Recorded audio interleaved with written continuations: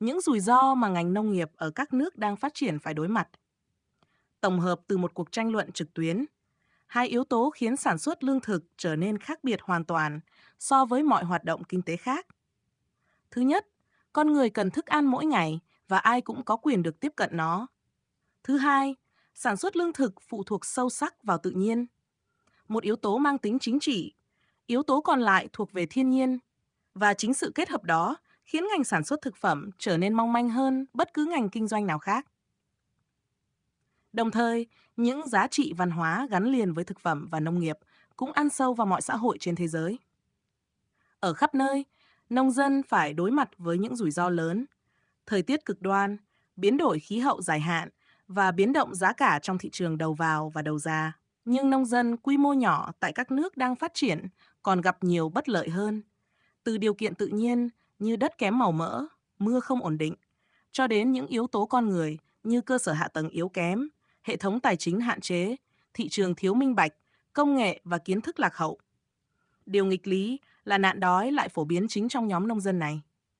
Các thành viên trong cuộc tranh luận cho rằng thách thức lớn nhất hiện nay là giải quyết các nguyên nhân gốc rễ, khiến hệ thống nông nghiệp không thể đảm bảo đủ lương thực cho tất cả mọi người. Họ chỉ ra rằng sự phụ thuộc vào nhiên liệu, hóa thạch và các chính sách thiếu hỗ trợ của chính phủ là các yếu tố thúc đẩy tình trạng này. Khi bàn về cách giảm thiểu rủi ro cho nông dân, phần lớn các tác giả kêu gọi chính phủ tăng cường can thiệp. Kanayo F. Nwanzi, Chủ tịch Quỹ Phát triển Nông nghiệp Quốc tế, lập luận rằng nhà nước có thể giảm đáng kể rủi ro bằng việc cung cấp các dịch vụ thiết yếu như đường xá để nông sản được vận chuyển hiệu quả hơn ra thị trường, nguồn nước tưới và cơ sở lưu trữ để giảm thất thoát. Sophia Murphy, cố vấn cấp cao tại Viện Chính sách Thương mại và Nông nghiệp, cho rằng việc nhà nước mua và dự trữ lương thực cũng giúp giảm các cú sốc giá cả bằng cách ổn định nguồn cung trên thị trường. Schengen Fan, Tổng Giám đốc Viện Nghiên cứu Chính sách Lương thực Quốc tế, đánh giá cao vai trò của các chương trình an sinh xã hội tại Ethiopia, Brazil và Mexico trong việc giảm nghèo và tăng khả năng chống chịu của các hộ nông dân trước cú sốc nông nghiệp. Tuy nhiên, một số ý kiến phản biện rằng việc hỗ trợ tiền mặt không nhất thiết làm tăng an ninh lương thực, bởi các chương trình này không phải lúc nào cũng giúp cải thiện sản xuất hoặc tăng thu nhập. Rokeya Kabir, Giám đốc Tổ chức Phụ nữ Nari Pragati Sangha tại Bangladesh, nhấn mạnh rằng trợ cấp nông nghiệp không bù đắp được quyền lực chi phối của các thương lái tư nhân và rằng 60% người nhận trợ cấp thực chất không phải là nông dân nghèo mà là địa chủ giàu có.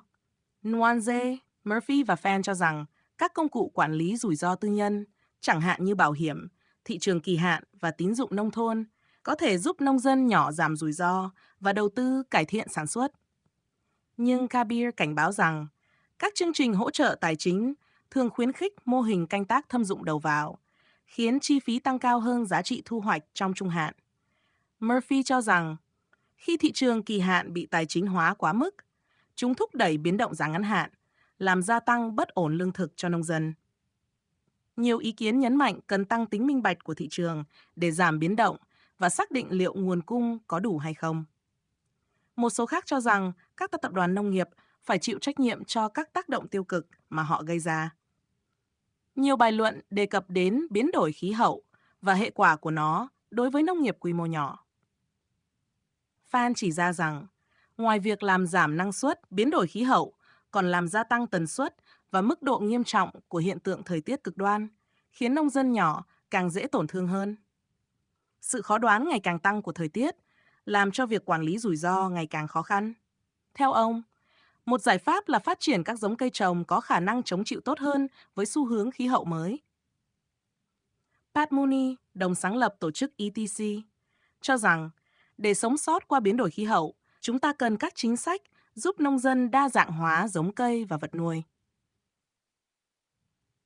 Một số tác giả và bình luận viên ủng hộ các chiến lược quản lý rủi ro dựa vào cộng đồng, chẳng hạn như thông qua nhóm liên kết, hợp tác xã hoặc tổ nhóm sản xuất. Những nhóm này giúp nông dân nhỏ tăng cơ hội tiếp cận thị trường, giảm chi phí tiếp thị và đồng bộ hóa hoạt động mua bán theo mùa vụ. Murphy cho rằng, hành động tập thể giúp nông dân tăng sức mạnh thương lượng, chính trị lẫn kinh tế và giảm rủi ro kinh doanh. Tuy nhiên, Gilton cảnh báo rằng, Hành động tập thể không phải là thứ miễn phí. Nó đòi hỏi thời gian, nỗ lực và chi phí để xây dựng niềm tin và vận hành. Các tác giả khác như Marcel Vernoy và Marcel Boekeboom cho rằng để áp dụng những điều chúng ta đã biết, tất cả các bên, doanh nghiệp, chính phủ, nhà khoa học và cộng đồng phải phối hợp ngay từ đầu chuỗi giá trị. Một số người tham gia giải thích rằng sự biến động giá cả thị trường càng trầm trọng hơn do sự xuất hiện của các thương lái trung gian, những người lợi dụng sự dễ tổn thương của nông dân để áp đặt giá. Một ý kiến cho rằng nông dân có thể giành quyền kiểm soát tốt hơn bằng cách bán trực tiếp cho người tiêu dùng. Sonali Bisht, người sáng lập Viện Nghiên cứu Môi trường Himalaya tại Ấn Độ, cho rằng mô hình nông nghiệp dựa vào cộng đồng, nơi người tiêu dùng đăng ký hỗ trợ nông dân địa phương và đảm bảo họ nhận giá bán công bằng, là mô hình cần được quan tâm nhiều hơn. Theo bà, hệ thống phân phối trực tiếp không chỉ hỗ trợ nông nghiệp quy mô nhỏ mà còn giúp người tiêu dùng có quyền kiểm soát tốt hơn đối với nguồn thực phẩm của chính họ. The risks agriculture faces in developing countries. Synthesis of an online debate. Two things distinguish food production from all other productive activities. First, every single person needs food each day and has a right to it. And second, it is hugely dependent on nature. These two unique aspects, one political, the other natural, make food production highly vulnerable and different from any other business. At the same time, cultural values are highly entrenched in food and agricultural systems worldwide. Farmers everywhere face major risks, including extreme weather, long-term climate change, and price volatility in input and product markets. However, smallholder farmers in developing countries must in addition deal with adverse environments, both natural in terms of soil quality, rainfall, etc., and human in terms of infrastructure, financial systems, markets, knowledge, and technology. Counterintuitively, hunger is prevalent among many smallholder farmers in the developing world. Participants in the online debate argued that our biggest challenge is to address the underlying causes of the agricultural system's inability to ensure sufficient food for all, and they identified as drivers of this problem our dependency on fossil fuels and unsupportive government policies. On the question of mitigating the risks farmers face, most essayists called for greater state intervention. In his essay, Kanayo F. Nwanzi, president of the International Fund for Agricultural Development, argued that governments can significantly reduce risks for farmers by providing basic services like roads to get produce more efficiently to markets, or water and storage facilities to reduce losses. Sophia Murphy, senior advisor to the Institute for Agriculture and Trade Policy, suggested that the procurement and holding of stocks by governments can also help mitigate wild swings in food prices by alleviating uncertainties about market supply. Schengen Fan, Director General of the International Food Policy Research Institute, held up social safety nets and public welfare programs in Ethiopia, Brazil, and Mexico as valuable ways to address poverty among farming families and reduce their vulnerability to agriculture shocks. However, some commentators responded that cash transfers to poor families do not necessarily translate into increased food security, as these programs do not always strengthen food production or raise incomes. Regarding state subsidies for agriculture, Rokia Kabir, executive director of Bangladeshi Narsi Pragati Sangha, commented in her essay that these have not compensated for the stranglehold exercised by private traders. In fact, studies show that 60% of beneficiaries of subsidies are not poor, but rich landowners and non-farmer traders. Nwanze, Murphy, and Fan argued that private risk management tools like private insurance, commodity futures markets, and rural finance can help small-scale producers mitigate risk and allow for investment in improvements. Kabir warned that financial support schemes often encourage the adoption of high-input agricultural practices, which in the medium term may raise production costs beyond the value of their harvests. Murphy noted that when futures markets become excessively financialized, they can contribute to short-term price volatility, which increases farmers' food insecurity. Many participants and commentators emphasize that greater transparency in markets is needed to mitigate the impact of volatility and make evident whether adequate stocks and supplies are available. Others contended that agribusiness companies should be held responsible for paying for negative side effects. Many essayists mentioned climate change and its consequences for small-scale agriculture.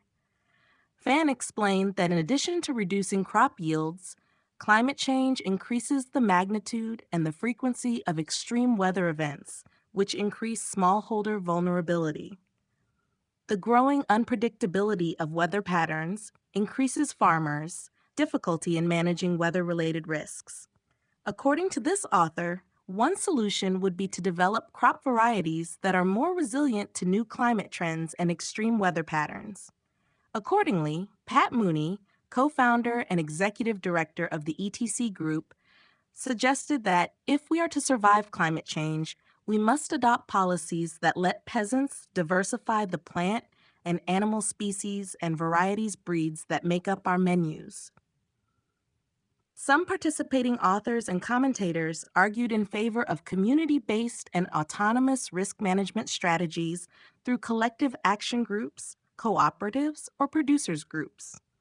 Such groups enhance market opportunities for small-scale producers, reduce marketing costs, and synchronize buying and selling with seasonal price conditions. According to Murphy, collective action offers an important way for farmers to strengthen their political and economic bargaining power and to reduce their business risks. One commentator, Jill Tunn, warned that collective action does not come as a free good. It takes time, effort, and money to organize, build trust, and to experiment. Others, like Marcel Verneuil and Marcel Boekeboom, suggested that in order to apply what we already know, all stakeholders, including business, government, scientists, and civil society, must work together, starting at the beginning of the value chain. Some participants explained that market price volatility is often worsened by the presence of intermediary purchasers who, taking advantage of farmers' vulnerability, dictate prices. One commentator suggested farmers can gain greater control over prices and minimize price volatility by selling directly to consumers. Similarly, Sonali Bisht, founder and advisor to the Institute of Himalayan Environmental Research and Education, India, wrote that community-supported agriculture, where consumers invest in local farmers by subscription and guarantee producers a fair price, is a risk-sharing model worth more attention. Direct food distribution systems not only encourage small-scale agriculture, but also give consumers more control over the food they consume, she wrote.